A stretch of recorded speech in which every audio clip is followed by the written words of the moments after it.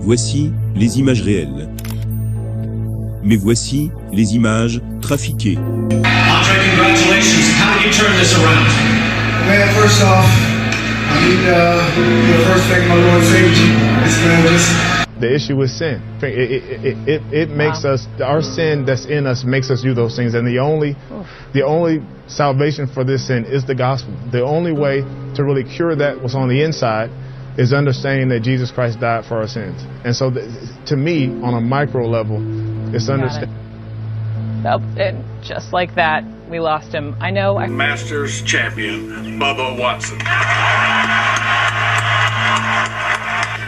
And then second, I got to thank my Lord and Savior, Jesus Christ.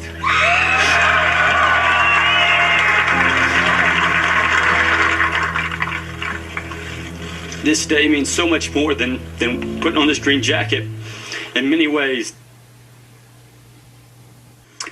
All right, so a technical glitch there from Augusta National, but we will bring you much more of Bubba Watson, obviously. Ils essaient de vous empêcher d'entendre ce message.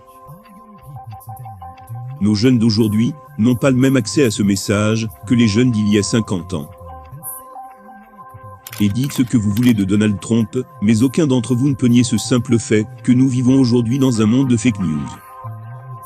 Et dans un instant, je vais vous le prouver, en vous montrant la chose choquante que la NASA fait subir à ses employés. Mais d'abord, quel est notre message? Personne n'est trop gêné? Laissez-moi vous raconter une histoire. La mère de Jessica avait de vilaines mains. Tout le monde se moquait de la mère de Jessica. Il disait « Oh, ses mains avec toutes ces cicatrices. Elles sont toutes dégoûtantes. » Et Jessica elle-même avait parfois honte des mains de sa mère. Elle ne voulait même pas tenir la main de sa propre mère. Et d'autres fois, les garçons et les filles de l'école se moquaient de Jessica. En fait, un jour, c'était tellement grave que Jessica a passé toute la soirée à pleurer dans son lit, en disant « Je déteste maman.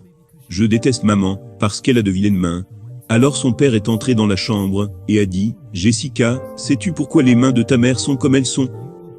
Quand tu étais un petit bébé, il y a eu un incendie dans notre maison, et un escalier était en feu. Et vous étiez dans la chambre la plus haute. Et ta mère était au rez-de-chaussée. Et tu sais, ce que ta mère a fait? Elle a pris une couverture. Elle l'a enroulée autour de sa taille, et a grimpé au sommet du tuyau de gouttière en métal, qui menait à la chambre. Chaque fois qu'elle mettait sa main sur ce tuyau de gouttière brûlant, ça brûlait. Elle t'a récupéré, elle t'a sauvé.